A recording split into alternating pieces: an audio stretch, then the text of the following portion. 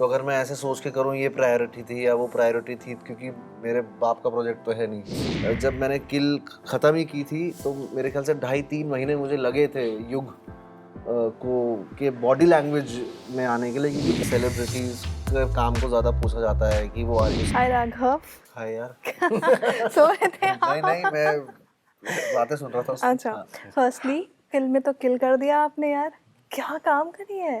I mean we all are literally praising, हम जब गए थे मूवी देखने वी ऑल वर प्रेजिंग। वैसे दिस वाज शूटिंग टुगेदर ना, तब भाई किसी की जान और ये साथ में, प्रायोरिटी कौन सी थी?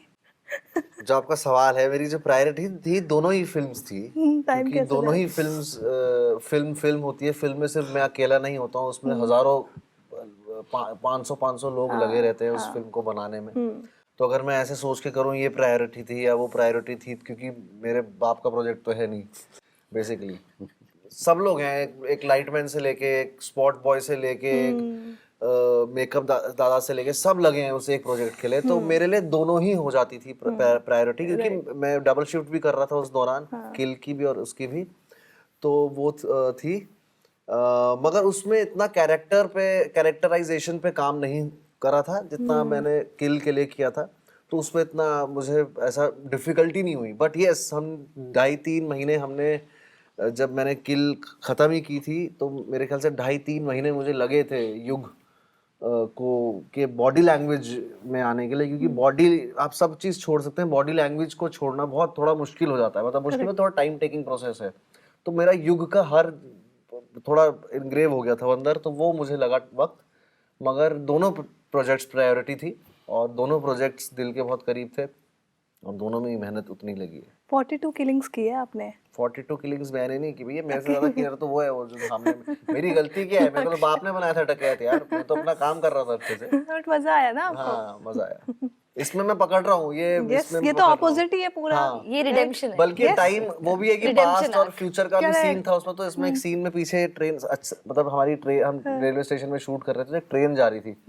तो वो ट्रेन में मुझे ऐसा फील हुआ कि मैं पुलिस वाला अंदर फणी मारपीट कर रहा है। तो करेक्ट क्योंकि जोन में हम थे already. Correct. But how have you evolved यार, यू नो डीआईडी में जब थे आप में कुछ, क्योंकि I have seen you since start now right. तो यू नो टाइम था जहाँ पे यू फेस रिजेक्शन ऑल्सो, वहाँ से लेकर अब तक back to back 2-3 movies and then you know I want to know how is everything in Uttarakhand, how people see now in you now in Dehradun and all. कैसा है वो सब? वो तो दोस्त यार तो सेम ही रहते हैं। हाँ मतलब उनके लिए तो अभी भी मतलब कोई ऐसा वैसे ही होता है, क्योंकि उनका भी वो सब अलग जगह काम करते हैं और सबके काम की वैल्यू है। हमारे यहाँ ऐसा हो जाता है कि सेलिब्रिटीज के काम को ज़्यादा पूछा जाता है कि वो उसके हम एक्सपेक्ट भी ज़्यादा करते हैं, हमारी चीज़ शेयर करो, हमारा पोस्ट करो। लेकिन उनके भी काम उतना ही वैल्यूबल है। कोई होटल चला रहा है, कोई रेस्टोरेंट चला रहा है, कोई टूरिज्म में, कोई ट्रैकर है। तो हम एक दूसरे को, हमारा सबसे पहला, इसलिए हमारी दोस्ती इतने सालों से है, या फिर उत्तराखंड में जितने भी मेरे दोस्त हैं, क्योंकि हम एक दूसरे के काम को उतना ही रिस्पेक्ट देते हैं जितना वो मेरे, तो उतना ही लेवल होता है। जितना लेवल मैं उनका पूछता हूँ उतना ही लेवल वो मेरा पूछते हैं, और वही हमारा सालों से चल रहा है और मैं चाहता हूँ ऐसे ही रहे।